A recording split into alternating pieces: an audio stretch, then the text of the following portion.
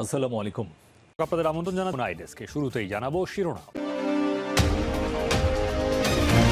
বাংলাদেশের সর্বশেষ গুরুত্বপূর্ণ আপডেট সংবাদে আপনাকে স্বাগত। শুরুতেই সংবাদ শিরোনাম, পরে বিস্তারিত। শুরুতেই জানাবো ৪ দফা দাবিতে হেফাজতের মহাসমাবেশ, ভিড় বাড়ছে রাজধানীর সোহরাওয়ার্দী উদ্যানে।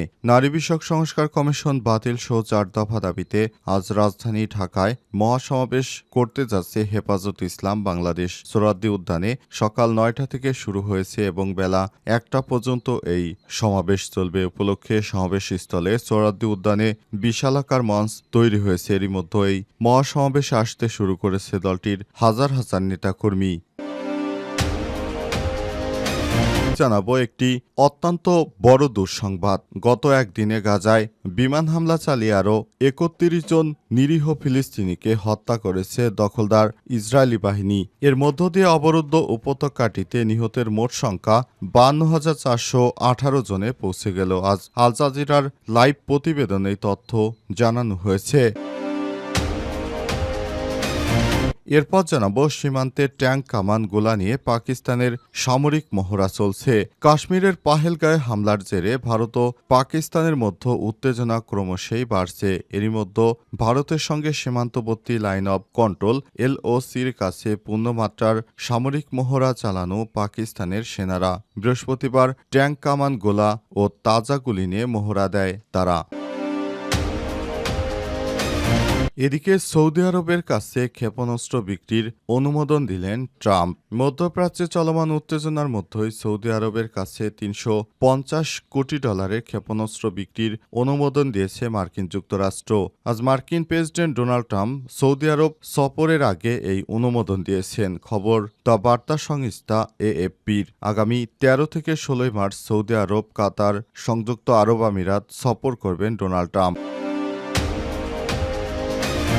এবারে জানাবো ফিলিস্তিনি বংশোদ্ভূত ৬ বছরের শিশুকে ছুরিকাঘাতে হত্যা, মার্কিন ৭৩ বছর বয়সী এক ব্যক্তিকে ৫৩ বছরের কারাদণ্ড দিয়েছে আদালত। ফিলিস্তিনি বংশোদ্ভূত ৬ বছর বয়সী এক আমেরিকান শিশুকে ছুরিকাঘাতে হত্যার দায়ে যুক্তরাষ্ট্রের এক ব্যক্তিকে ৫৩ বছরের কারাদণ্ড দেওয়া হয়েছে। ঘৃণ্য অপরাধ থেকে হত্যার অভিযোগ প্রমাণিত হয় তাকে এই সাজা দেওয়া হয়েছে। খবর আল জাজিরার। প্রিয় দর্শক, এতক্ষণ শুনছিলেন সংবাদ শিরোনাম, এবারে বিস্তারিত।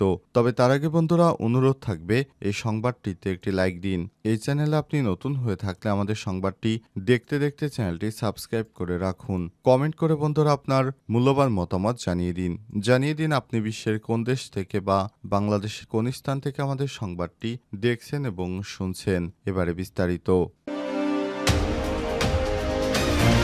একদিনে গাজায় নিহত আরও ৩১ জন নিরীহ ফিলিস্তিনি। ফিলিস্তিনের গাজা উপত্যকায় ইসরায়েলি হামলা অব্যাহত রয়েছে। গত ২৪ ঘণ্টায় উপত্যকাটিতে প্রাণ গেছে আরও ৩১ জন নিরীহ ফিলিস্তিনের। এ সময় আহত হয়েছে অর্ধশতাধিক ব্যক্তি। এর মধ্য দিয়ে অবরুদ্ধ উপত্যকাটিতে নিহতের মোট সংখ্যা দাঁড়ালো ৫২,৪১৮ জনে পৌঁছে গেছে। শুক্রবার আল জাজিরার লাইভ এই তথ্য জানিয়েছে। চিকিৎসা সূত্র জানিয়েছে বৃহস্পতিবার গাজায় ইসরায়েলি হামলায় কমপক্ষে ৩১ জন নিহত হয়েছে এবং শুক্রবার ভোর থেকে হামলায় আরও মৃত্যুর খবর পাওয়া গেছে। আহত হয়েছে বেশ কয়েকজন। প্রতিবেদনে বলা হয়েছে, ফিলিস্তিনি তথ্যকেন্দ্র এবং কুদস নেটওয়ার্কের তথ্য অনুসারে ইসরায়েলি সেনাবাহিনীর মাধ্যমে বুরেইজ শরণার্থী শিবিরে আবু জেইনা পরিবারের বাড়িতে বোমা হামলা চালিয়েছে। এতে কমপক্ষে ৫ জন নিহত হয়েছে। এছাড়াও দক্ষিণ গাজার খান ইউনিসে ইসরায়েলি সামরিক বাহিনীর গোলাবর্ষণ অব্যাহত রয়েছে। গাজায় আল জাজিরার আরবি সংবাদদাতা তথ্য মতে খান ইউনিসে বাড়িতে বাড়িতে বোমা হামলা চালাচ্ছে দখলদার বাহিনী। এছাড়াও মানুষকে পুড়িয়ে হত্যা করছে। এছাড়া দক্ষিণ গাজার খান ইউনিসে ইসরায়েলি সামরিক বাহিনী স্থল থেকে ব্যাপক গোলাবর্ষণ করছে। অস্থায়ী তাঁবু লক্ষ্য করে নারী শিশুদের লক্ষ্য করে তারা গুলি চালাচ্ছে। আল জাজিরার তথ্যমতে খান ইউনিসের পূর্ব শেখ নাসরপাড়ায় ইসরায়েলি বাহিনী একটি বাড়িতে আগুন লাগিয়ে দেয়। এতে বেশ কয়েকজন ফিলিস্তিনি আহত হয়েছে। সীমান্তে ট্যাঙ্ক, কামান, গোলা নিয়ে পাকিস্তানের সামরিক মহড়া চলছে। কাশ্মীরের পেহেলগাঁয়ে হামলার জেরে ভারত ও পাকিস্তানের মধ্যে উত্তেজনা ক্রমশ বাড়ছে। এরই মধ্যে ভারতের সঙ্গে সীমান্তবর্তী লাইন অব কন্ট্রোল এলওসির কাছে পূর্ণমাত্রা সামরিক মহড়া চালানো পাকিস্তানের সেনারা বৃহস্পতিবার, শুক্রবার এবং শনিবার তারা কামান, ট্যাঙ্ক, গোলা ও তাজা গুলি নিয়ে মহড়া চালিয়ে যাচ্ছে।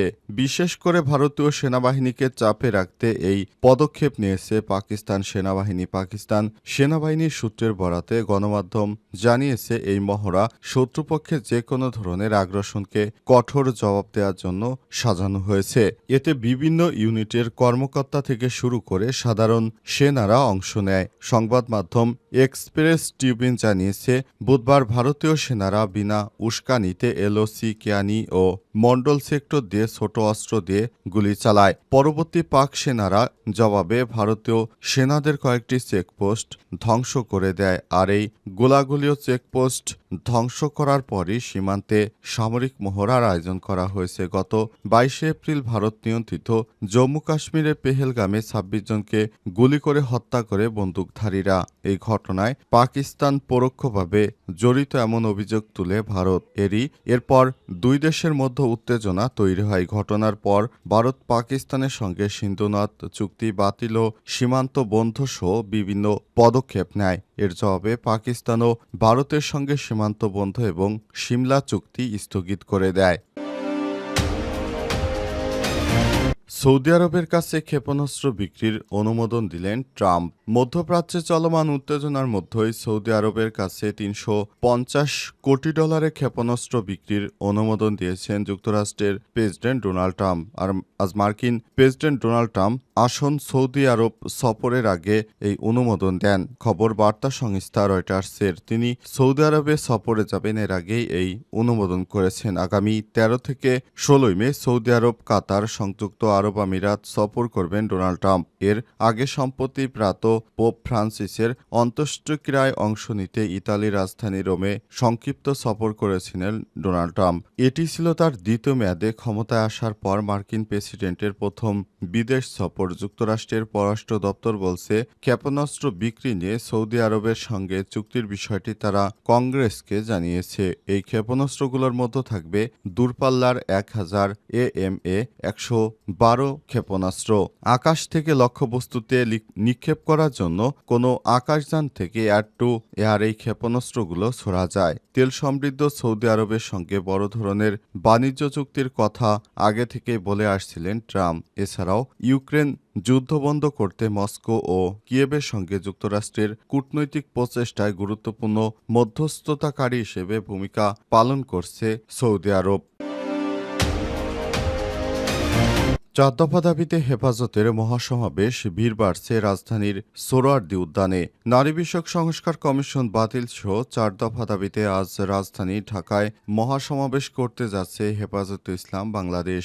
আজ সোহরাওয়ার্দী উদ্যানে সকাল 9টা থেকে শুরু হয়ে বেলা 1টা পর্যন্ত এই সমাবেশ চলবে। এ উপলক্ষে সমাবেশ স্থলে সোহরাওয়ার্দী উদ্যানে বিশালাকার মঞ্চ তৈরি করা হয়েছে। এর মধ্যে এই মহাসমাবেশে আসতে শুরু করেছে দলটির নেতাকর্মীরা। সরেজমিনে গিয়ে দেখা যায়, সকাল থেকেই শাহবাগ, নীলক্ষেত, দোল চত্বর সহ বিভিন্ন স্থান থেকে মিছিল আসছে। ঢাকা, চট্টগ্রাম ছাড়াও দেশের বিভিন্ন জেলা উপজেলা থেকে নেতাকর্মীরা এতে যোগ দিচ্ছেন। সমাবেশ সফল করতে তারা সবাই মিলে নানা স্লোগান দিচ্ছেন। বিশেষ করে 4 দফা দাবি নিয়ে তারা এই ধরনের সমাবেশ শুরু করেছে।